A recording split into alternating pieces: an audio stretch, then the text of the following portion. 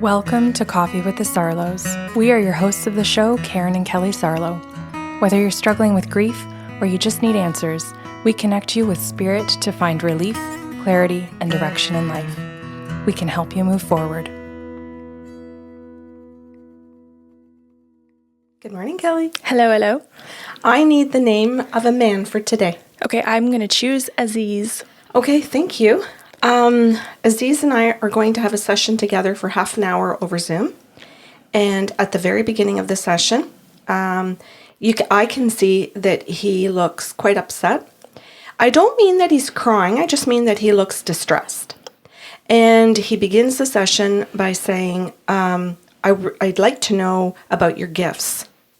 And that didn't jive with how he looked.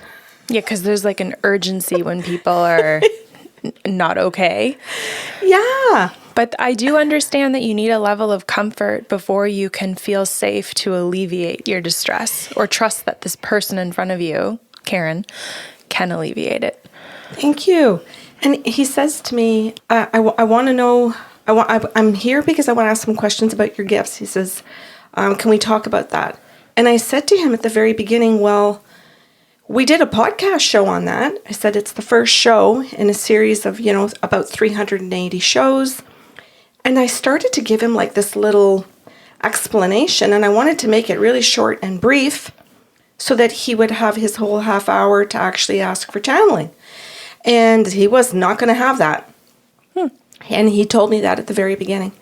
And he said, I'm still looking for channeling. He says, but I think I'm looking more for your experience, and I'm going to say to some degree opinion, but it's experience.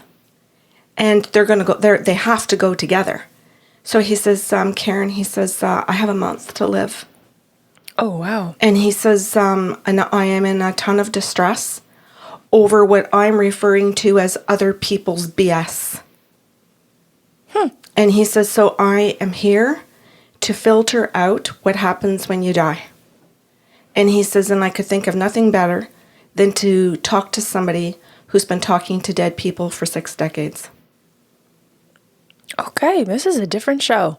Yeah. And he said, so I heard about you. He says, I haven't seen the podcast shows, clearly. And he says, I just heard about you from a friend when I was saying how anxious I am about the actual dying. The actual, when I get to lay down and the doctor gets to help me cross over. He says, I've got questions about that whole process.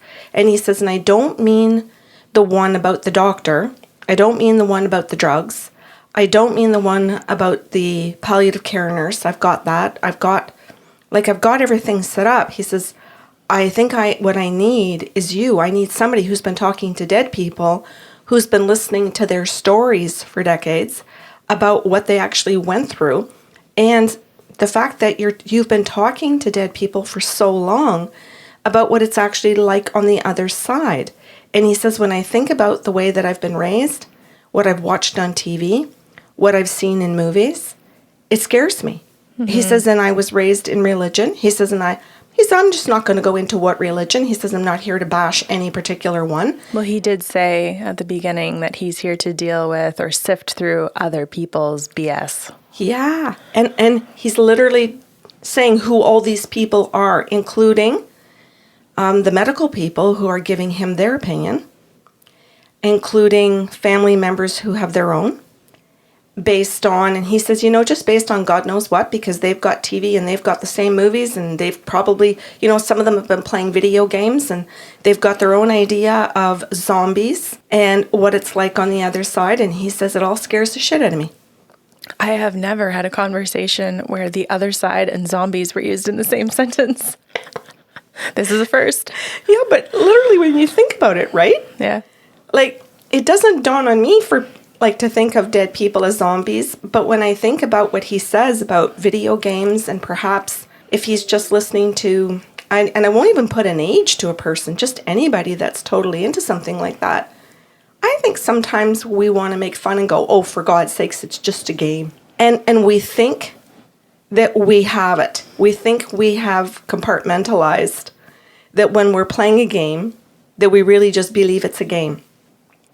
And then we don't really realize that all of a sudden we might be in a conversation with this person who's dying, and all of a sudden our little beliefs about what does actually happen in those games, or what we think zombies are, or the afterlife, actually starts to come through in our conversations. So he says, I'm freaking out. He says, I'm here because he says my stress levels are through the roof. And he says, when I talk to my doctor about my stress levels, they tell me that it's normal to have stress when you're dying, and that they're going to give me some good medication for that. But he said, I don't know that I want medication to deal with this and to numb me out. I want to deal with what I believe. Cool. And I love it because our website says when you just need answers. Yeah. And that's what he's talking about. Yes. He's literally just saying, I just really want to talk to somebody who's been talking to people on the other side. And he said, I did look at the website. He says, but I haven't listened to the podcast. He said, but I looked at that and I thought, okay, she looks old. And that would be me. Therefore what? Not you. He said, yeah, I thought we both had a good laugh. He said, he says, I took one look at you and I went, she's old. That's good.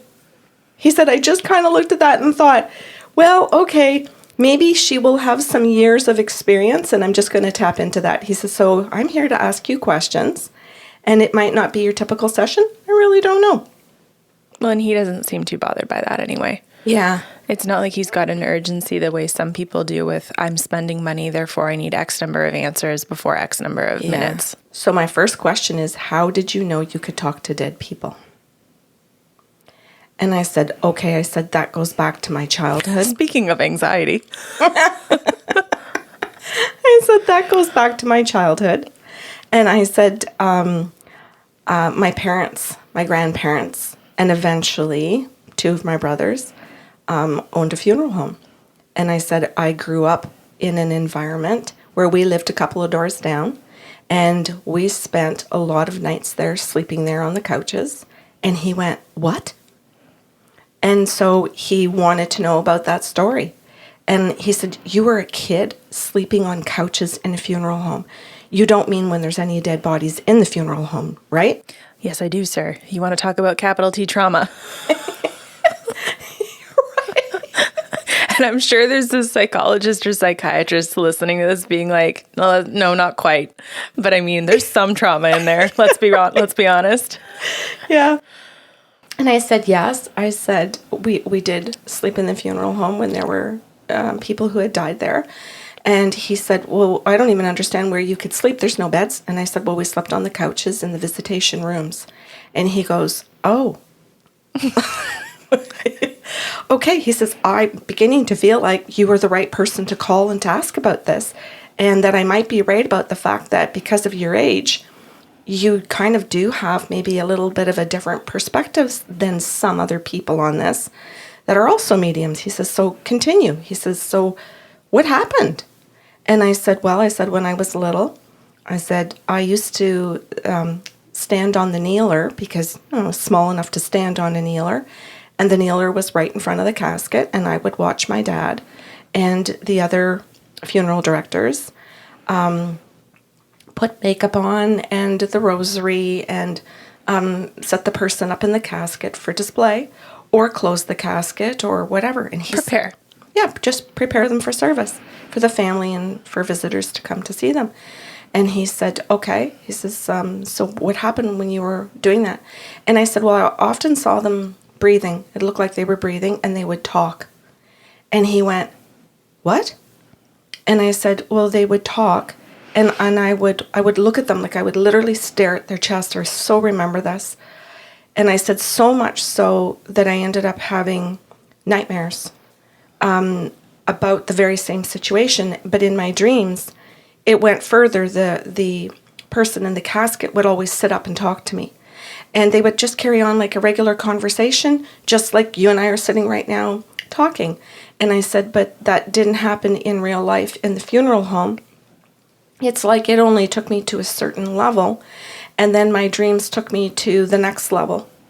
And I said, sometimes I remember going back to the funeral home because we were there every day. We had lunch there every day, 5 days a week. Which is another thing we can unpack on a different day. in the lunchroom in the basement right across from the embalming room while my dad was working. It's a loaded sentence. It's kind of loaded. We would sit in the lunchroom, my brothers and sisters and I, and we would have lunch, and then we would go back to school. And I said, so sometimes, you would see the same dead person in the casket for, 2 to 3 days that they were at the funeral home. And I said I would go back sometimes and I would say to my dad something about a message or something that this person was trying to say to their mom or was trying to say to a certain person. And he said, so you were trying back then? And I said, well... To speak on their behalf. Yeah, to speak on their behalf. And thanks, Kelly, that's a good way to word that. And I said, but I really didn't understand that. And I wouldn't have called myself a medium. I just really thought I was supposed to give a message. I was supposed to say something. And my dad told me that dead people couldn't talk. Can I pause for a second here? Yeah. And you can correct me if I'm wrong. I also want to say, just to explain it in a different way, it's like any kid overhearing a conversation or just being a part of a conversation where if that third party, meaning the dead person, is talking to you, and it's very real for you, right? Yeah. In the sensory experience, you're turning to the other third person in the room, which is your father at that point, and saying, I want to verify. This person just said this. Is that true, Dad? Or, this person just said that. Did you know that, Dad? So you're turning to the other person, the human, the alive individual, for affirmations of the just simple information you're getting from a conversation. You don't know their messages or channeling. Mm-hmm. It feels like a conversation, yes? Yeah, absolutely. So my dad would just say that you can't do that. And so he asked me, Aziz said to me, did you feel like you were crazy? And I said, no, I don't remember the feeling being crazy. I remember thinking, or if you want to call it feeling it as well, I thought I was bad. I thought it was something that if I wasn't pleasing my dad, that I was actually just being bad. And, maybe that speaks to the way I was being raised or brought up, and I don't just mean with parents. When I say raised, I mean in society, in schools. I don't mean just, oh my goodness, that it was just two parents that were raising me to be a good or a bad girl. It's far bigger than that. But I do remember just thinking that I was bad. So, I tried it with other people. I remember trying it with the other funeral directors. And one in particular who felt like my second dad because we saw him 5 days a week. And then for me, when I turned around grade 7 or 8, when I started working at the funeral home for my parents on evenings, or pardon me, weekends, and then in grade 9 on the evenings and weekends, you just had such a rapport with all of the staff. So I just remembered trying to reach out and ask different questions, but always being told the very same thing that my dad was telling me, that you can't do that. So he just said, oh, so what happened? And I said, well, I do remember trying to stop doing it in high school, but it was really hard because I was there pretty much 7 days a week. So you don't share the experiences, you don't talk about them, so people probably think that it just stopped and that it just went away. But you just don't share it. Mm-hmm. And so the dreams about being able to speak to dead people went on all through high school, but they presented as nightmares. Because again, you're not getting any answers or a resolution or a process or a calmness to it. Yeah, you're just getting flooded with information. Yes, and it's overwhelming. And then he said, okay, he says, so then what happened later in life that all of a sudden you were aware that you could talk to dead people again? Like, what happened? And I said, I do remember having a shift in my beliefs because I saw John Edward on TV. And he was the first person that was like, oh, this is normal. And he talked about how he grew up in a family where his grandmother did it too and taught him how. And I remembered being really angry that he had a family system and people around him that didn't shame him or make him feel like he was a bad person. And I thought for the very first time, and I remember that at that point, I was in my 30s, I remembered thinking for the first time, maybe I'm not a bad person. And that there are other people that do this, and this guy's on TV, and they're actually making it look like it's really fun and it's really interesting, and people believe him. They don't think he's a liar. And then I had friends that were doing the same thing, and then you came along and opened your gifts and were doing the same thing. But he asked the question, well, how did you feel? Like what other things happened then? And was it the same as when you were a child? And I said, I don't know enough about what it was like as a child. I know now that I work consciously and very hard for validations, for affirmations, to build processes for accuracy. I didn't do anything like that when I was a child. You were just so open as a child that it was just flooding in. And I said, but now as an adult and doing it for other people, there's a responsibility for accuracy. There's a responsibility that you don't give misinformation to the best of your ability. I said, my daughter and I have done our best to create processes so that there is accuracy, so that there is a way of being able to verify information. And when you can't verify some, you verify something else that might be linked to it, so that you feel confident that you're doing the best you possibly can. So far, how is this helping him with his feelings? Well, I can say from looking at him and from his tone of voice that he seems to be getting calmer and calmer, but he also just seems to be really interested. So I don't know if really interested means that my mind is preoccupied and I'm not as scared right now. But then he started asking questions about, okay, so now I want to change it a bit. He says, so do dead people tell you what it's like when they actually were dying? And I said, yes. And he said, what have you learned about that? And I told him, I said, I've learned that not everybody sees a white light. And I said, as much as it's on TV as a standard procedure for death, or so it seems, according to movies, I said, or books that I've read, everything talks about seeing this white light. I said, I have not heard the thousands of souls that I've talked to in these many years. I haven't heard them all say that there was this big white light. I said, some of them have said that they have met pets, that they have felt that they walked from their living room into their dining room, but that it was just clear. I have heard them say things like it's a remembering, as opposed to it's a great big black galaxy of stars. Good luck. Or that it is, and this is one of my analogies that I don't know, it's just something my mind made up one day, I suppose. But you don't leave Earth and go way out past Pluto and turn right, and there's heaven. Mm-hmm.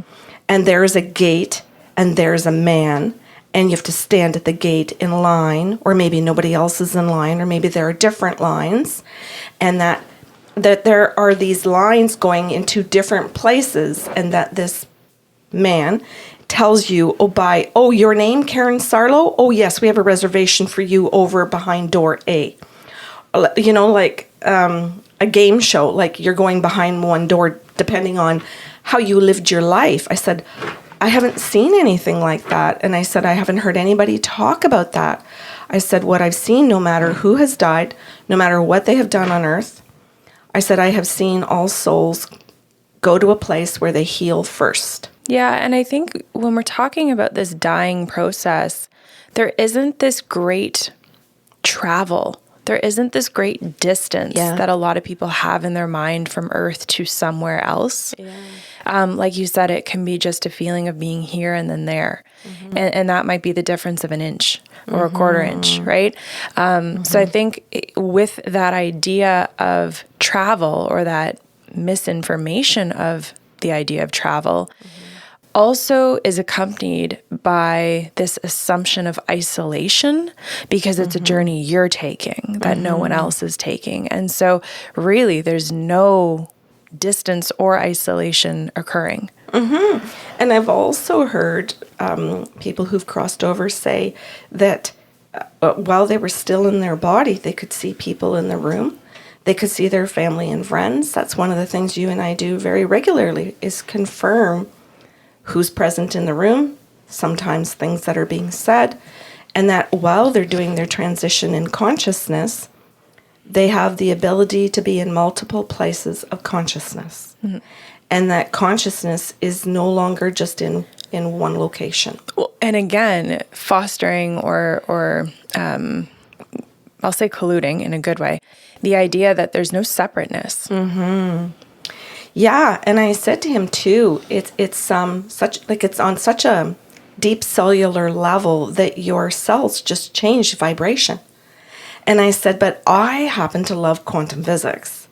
And I happen to love studying what the Plancks do and what cells do and how consciousness is in the cells and the vibration and the energy healing. And I said, like, I could talk to you about that, Aziz, for days. I said, because of my background in different energy healing modalities that blend in with all of these gifts of medium and intuitive and psychic and all of this kind of stuff. And I said, like, to me, that's fascinating because your energy then can be in multiple places. And I said, but one of the things that I've discovered, and the beauty of that, is that there is a remembering. It isn't a brand new place you're going to that you've never been before, where you're lost or where you don't know where to go or where to sit. I said, like getting into a new city and you're trying to drive around and you have no map. That would be anxiety for anybody if that's what we believe the other side is.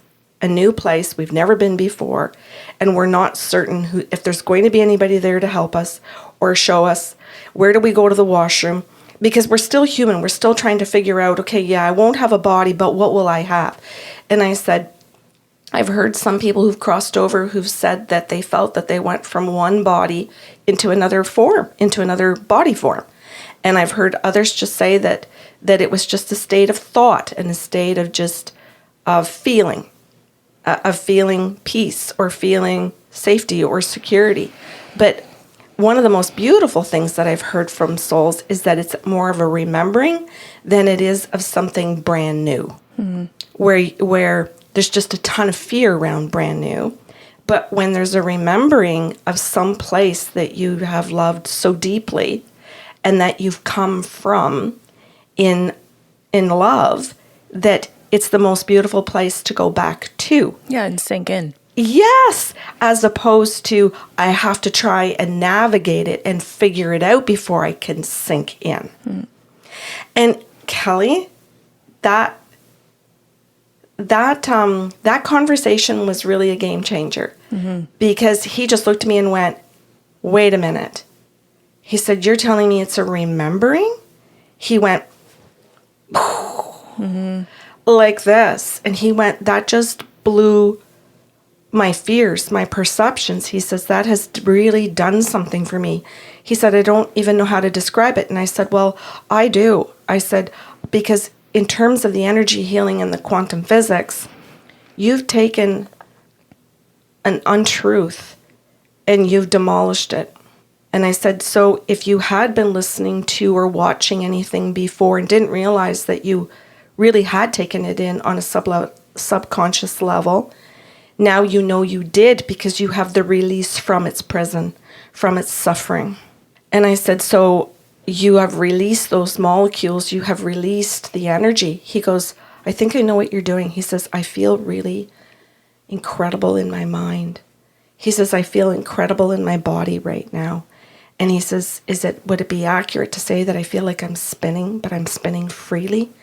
And I said, I do believe some quantum physicists would really like this and could go, I know what that is. Yeah, he's explaining the shift in energy and the energy healing that's occurring within his body. Yeah, which is what we are trying to do in every single session with every single client, whether we're doing a medical intuitive reading on your horse or your dog or your own body, whether we are doing psychic, which means for some people means future-based. Or a post-mortem medical intuitive on a loved one that you've lost, where we're channeling medium. Yes, exactly. It doesn't matter it doesn't matter which service we're doing, as long as you gave consent at the beginning of the session for all of the modalities. Then energy healing is underlying all of them, is the gist of what we're saying. Exactly. And I heard it explained this way, and I've used this in my consent process ever since. It's like the iOS, the operating system running in the background. Oh, I like when you that. turn your iPhone on or you're using your iPhone, you're not thinking about the operating system. You're just thinking about the app that you're in. But the energy healing is like the operating system that's allowing all the apps to run. Oh, I like that. That is energy healing. Yes, something that gets started before their sessions even begin. Some people think that if they have a 2:00 booking, that you and I only begin energy healing once we are done consent. And some of them think that we don't even do it while we're talking. They don't think that we can manage to do two things at the same time. It's a fun, underestimated situation, eh? I think it is. Challenge accepted. And then, so we had, I'll say, a brief conversation around that, because he's not into the quantum physics, and he makes that known. So I just tried to briefly explain that without going into anything in a deep way. And then he asked me a really cool question. He said, will I be loved on the other side if I don't feel that I was ever loved by a human being on Earth? Okay. You know, he says, because I've heard lots of people say, you know, when I die, I really want my grandma to meet me. I really want my dog to be there. I really want, you know, and some people don't believe animals would be there anyway, or that there might be a different place that animals go, or that animals just don't even have souls. They don't go anywhere.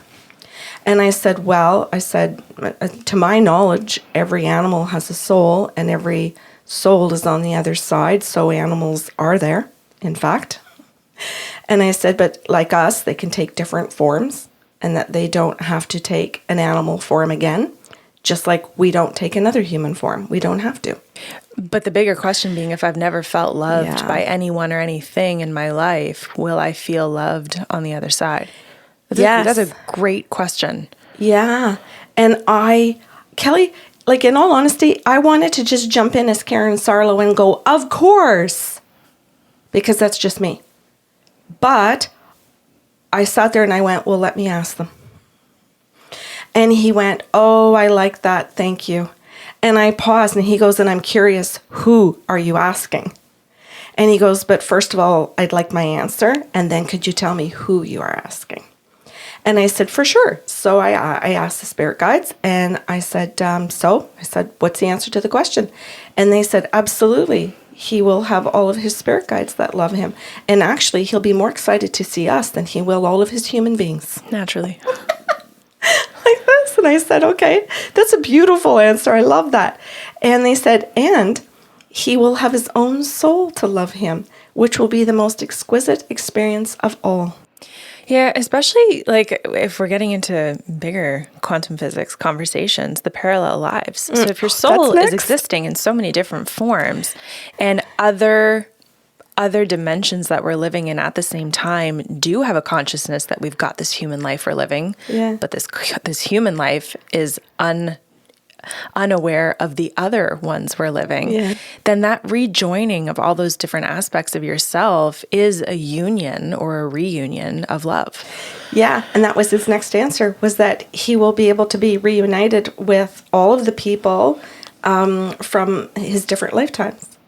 And that he will also be able to see where he is existing in those other lifetimes that allow more states of consciousness to exist than the current one that most people are experiencing in this lifetime, but that he will even get to see that there are humans on this planet that aren't that limited.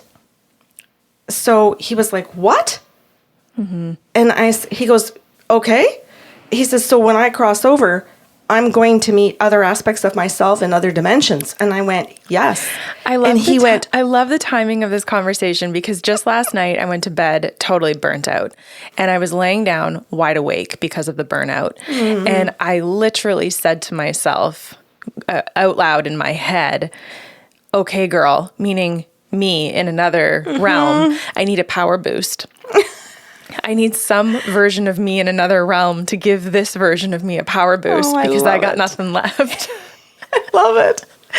So we had a short little conversation around the fact that there are all these different experiences that our soul is participating in, and that this experience on Earth is one of those.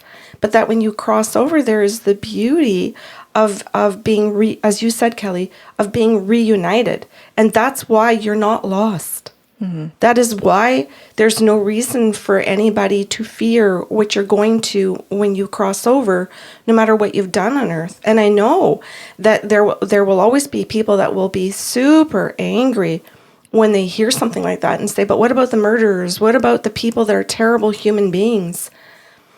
To my understanding, when we all cross over, we all go through healing. And personally, I'm happy to hear that. I don't want to ever think that even myself or someone that I love in any of their lifetimes could possibly be so stuck there's no coming back from it. Yeah. I think that's one of the greatest sufferings we experience as humans, period. Yeah. Why would we want to perpetuate that experience after death? Yeah, and I think too that I want to believe that when we cross over, I don't want there to be another experience after that where the people who behave poorly here continue to behave poorly and never learn, never grow, never change. I don't want to believe that that's an impossibility to finally know better than what we've done. So anyway, we had a little conversation around that, and he said how relieved he felt. And he said, not that I'm trying to say that I'm a really bad person. He says, but I've done things that, that I feel shame over. Who hasn't? Yeah. Yeah. I don't like the person I was 10 years ago. Yeah. I don't like the person I was in pieces of my childhood, right? And I don't mean every single day, but certainly my God, these relationships haunt you. The way I ended friendships haunt me, right? Like even when I think I was doing the right thing in the moment, you look back with more knowledge and you're like, I hope that doesn't follow me because I'm not the same person anymore. Yeah. Yeah. And I'd like to think, too, that people who struggle in that are maybe what we call really difficult or infuriating or mean, critical people, grow up and do want to be very different. Because then you could be happy going to a new place where you know that people move out of all of those thoughts and limitations and beliefs and structures that hold us in pain and suffering. So anyway, he really liked that answer.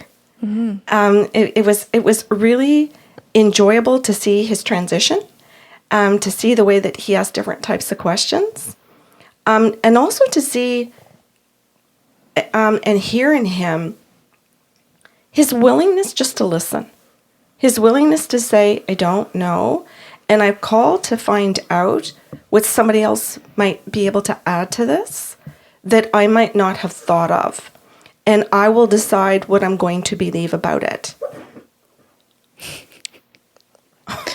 We have a puppy on the floor who's experiencing another realm of consciousness that is vibrating my microphone. And I can see in Aziz, Kelly, that he's got a little bit of anger. And I said to him, hey, just going to check in with you if I crossed any boundaries. And he goes, no. I said, is this meeting your needs? It is. Am I answering your questions? It is. And I said, how do you wish to continue? He goes, I want to say that I feel really angry. And I said, okay, that's totally fine. I said, whom are you angry with? Spirit guides, myself, or others, where's the anger? Or do you wish to share it or not? And he said, I'm angry with humans. He said, I'm really thinking a lot about the different things and the different places that I've been, the responsibility that people had to, including TV or movie producers, that they have a bigger responsibility and they're not taking it seriously. He said, so they put out a movie or they put something out there calling it entertainment, but knowing full well that human beings are going to believe this stuff. And not caring how much fear it's creating. And here I am now looking at the end of my life within a month. And I feel really angry. What am I going to do with all this anger towards them? And try and move through this and also get ready to die. It's a lot. So I told him I didn't know. I told him that I was really sorry. And that I can understand that, just being another human that's watched TV and seen movies and been through some of the same things as him, perhaps, and been through some different things, but that I really understood that. And he says to me, "Boy, you're ever lucky you grew up there, eh?" And I said, "Grew up where?" And he said, "In a funeral home, to be able to know right from the time you were a child that they were all lying." And he goes, "So deep down, somewhere inside of you, you've known your whole life about all the lies." He goes, "That must be a really good feeling." Some days. I was baffled when he said that. He's not wrong. And at the same time, some days it's just so hard to know that the truth is there are so many lies. And that's not a fun way to live and something to know your whole life. Yeah. Yeah. And I said to him, "Well," I said, "I certainly can tell you I can count on more than one hand the days that were frustrating." Yeah. Fair. We had a good laugh. And then I asked him, I said, "Was this helpful to you? You are at a particular stage of life. And I said, you are a very unique client for me, that you've chosen to call me with knowing that you have less than a month to live, and that this is going to change really quickly now for you within, like, every day is going to be tremendous change." And I said, "How do you feel?" And he said, "I feel so much relief, Karen." And he says, "I really don't understand." He says, "I think part of it is the conversation. It's the words. It's the sharing of the experience of just listening to what you have to offer." He says, "Now I want to make my own decisions, what I believe. I want to know that you've told me these things, but I'm going to listen to it and go, do I accept it or not?" Nice. Good process. And he goes, "And then when I think about some of the things that you've said about being loved on the other side no matter what," he goes, "accepted." He goes, "When you say it's a remembering instead of this feeling of being lost, accepted." He goes, "If I don't see a white light, not going to panic." And he says, "So I feel like I'm letting go of some of my fears. I feel like I can say to you that my mind feels differently." And he says, "But when you were talking about that quantum physics," he says, "I feel like I'm a little different." He goes, "So maybe my cells changed a little today." Cool. So he wasn't too close to the cellular conversations. Yeah. Yeah. I think he was more open. And I wanted to say this and to share this podcast because so many of us don't have a month. Or maybe we do, but we don't know it. But so many of us, I think the average human doesn't live that way, knowing that you have a month. So you think you have plenty of time to think about that later. Well, there's actually a saying that we take as long as we're given. Right. And this is a huge conversation in the productivity world specifically. And we know this in terms of, how we're teaching leaders and leadership courses, that humans will take as long as they're given. So if you say you have a lifetime to get your lessons, guess what? You're going to take it. Right. Yeah. If you're saying, hey, you've got a month to live, it's like, okay, I'm going to fit everything I can in this month then, right? Yeah. Like, so though I'm not a big proponent of creating sense of urgency for people if it's going to cause anxiety, we still want to kind of keep this idea in mind that we take as long as we're given, because if we think, oh, I've got a lifetime, I don't have to worry about that today, then we put off the work that needs to get done because we do think we have time. Yeah, that's fair. He's absolutely one of my favorite clients. And we are done the session, but I just wanted to share this story with everybody, this session, because of his attitude, of his openness, of his quest just to say, hey, instead of believing anything and everybody else, what am I going to choose to do with this? Yeah, that's very different too. I like to kind of position him against the average person who comes in and says they're a skeptic and is really just obstinate, right? Where they're like, oh, I don't know if I believe what you do, but try it anyway, right? Like he actually came in with some very intellectual questions and an openness to hear the answer, and then a willingness to put himself in the answers through a process of critical thinking. Yeah. That is such a beautiful, healthy thing to do, as opposed to just saying, well, I don't know if I'm really into it, but here's my money and let's try it anyway.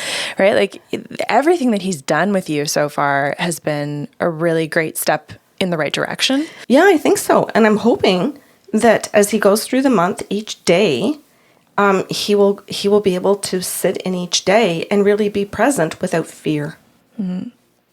Cool. I want to just position him as the client here, just for listeners to hear how he's the hero of his own story. Okay. I really want people to understand this because I think what he did was phenomenal. And this is hopefully what you guys are doing too as past clients and future clients as well, is that he came in and wanted his clarity, wanted his direction, and his relief. All those three things that we keep saying that we're going to offer you when we get to channel for you. That's our privilege, right? He took what was offered for clarity, relief, and direction and decided what was right for him. So it's not putting all the power in the channeled message. It's not putting all the power in Karen and Kelly Sarlos' hands either. It's saying, I'm going to go collect information and still empower myself to make sure that I'm choosing what's right for me. And just the simple fact of being here to collect the information with that attitude is just what I would consider perfection, because that's the process we all need to go through in everything that we're learning in life, whether it's your existential questions like he's talking about, or figuring out which program you're going to go into for university, right? Like it's everything in between. Anyway, though it's not my session, he's one of my favorite clients as well now. So thank you, Aziz. Thanks for listening to Coffee with the Sarlos. If you enjoyed the show today, help spread the love with a like, share, or review of the podcast. See you next Saturday with a brand new episode.